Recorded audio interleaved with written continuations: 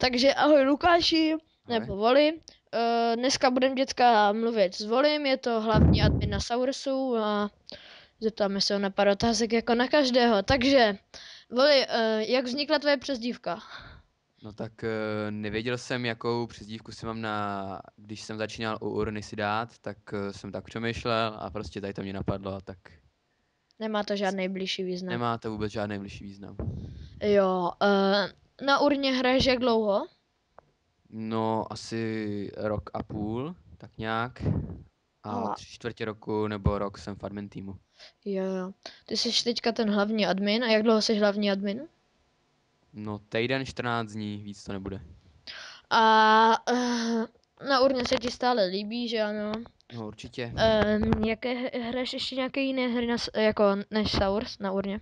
No tak zřejmě budu rozjíždět Votlk a jinak hrál jsem Minecraft, hraju stanáčko, hraju všechno skoro na urně.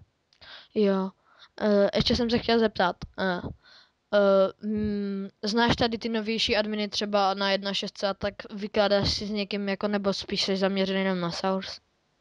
Tak jako pokecám s každým rád na TeamSpeaku, když kecám skoro se všema, ale jako 1.6 to zrovna moc ne. Jo, a myslíš od té doby, než jsi byl přijat do adminu, že se to tady nějak změnilo na urně? Tak určitě se to změnilo k lepšímu a k horšímu.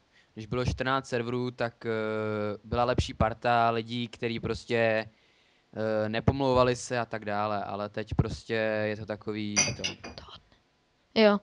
A myslíš, že se servery rozmanitě jakože zvětšily? No tak to určitě, to se nedá srovnávat, když to bylo 14 serverů, teď je i větší návštěvnost, větší všechno. Jo.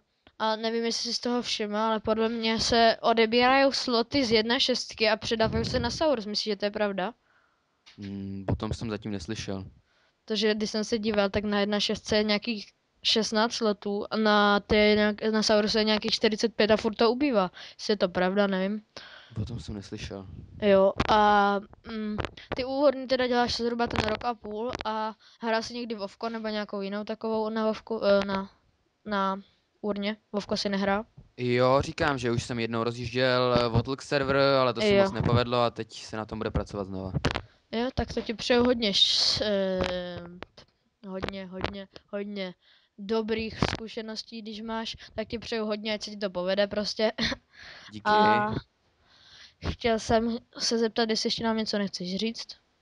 No tak určitě, ať se hráči těší na vylepšení urny, určitě to půjde jenom nahoru a budu vás vítat na tom Votlk serveru, který se rozjede. Jo, tak děcka, slyšeli jste, bude se rozjet Votlk server, tak se tam všichni hnedka zaregistrujte, až to pojede, hrajte.